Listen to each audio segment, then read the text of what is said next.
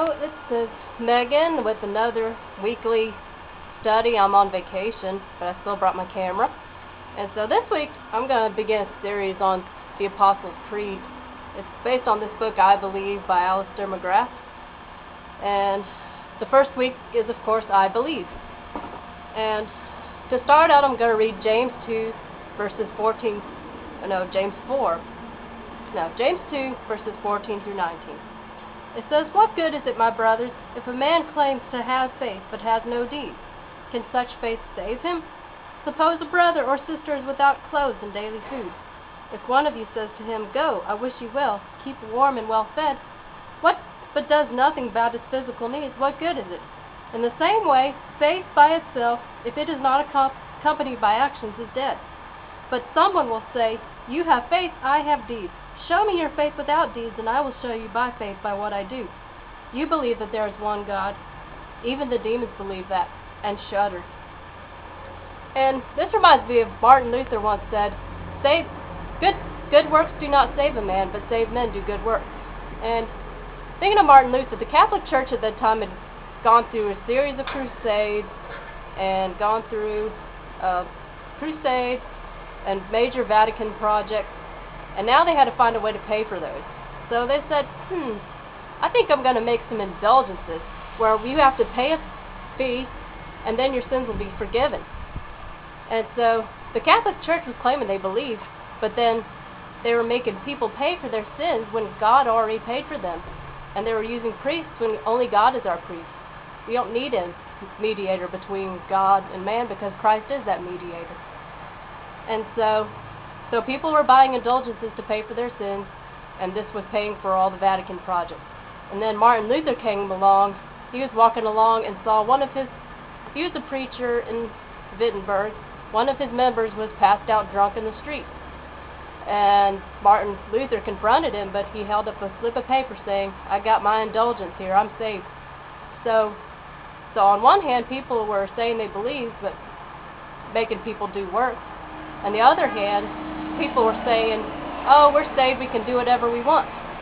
The guy was passed out in the streets drunk, but he thought he was okay because he had his indulgence.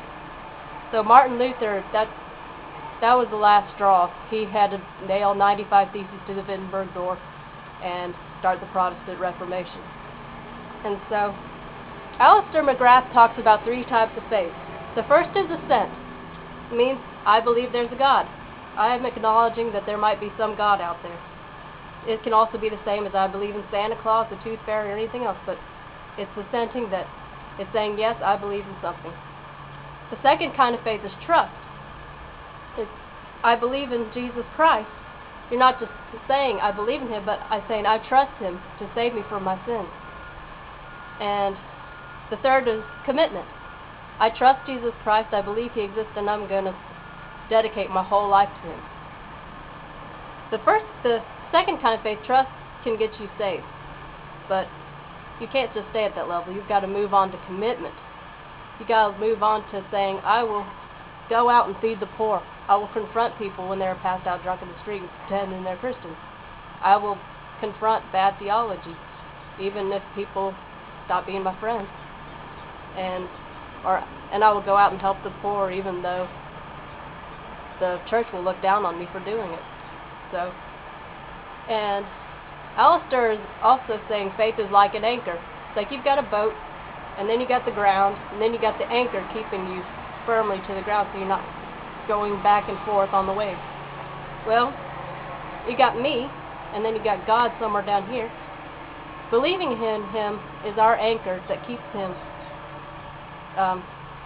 me firmly planted on God, keeping me from going back and forth, tossed about by the wind. Another thing James discourages. And this is literally in the Bible, because you go to Luke 5, verses 1 through 11, it says, Jesus was standing at a lake, and he saw his disciples, or people who would be his disciples, and they were in a boat. And they were not catching any fish. They had been fishing all night. And Jesus was out there. He said, "Men, throw your net on the right side of the boat." Poor Peter's like, "I've been fishing all night. I just need some sleep." But he did believe in the Lord. He said, "Well, because you believe Because you said so, I'll do it. And they had so many fish that the boat was sinking. So, Jesus was on the shore, Peter was out on the boat, and he believed in Jesus, and that gave him his fish, and it made him the greatest preacher. Even the Catholic Church still worships him, even though we shouldn't. So, but that is believing. Hope you have a good week. Bye.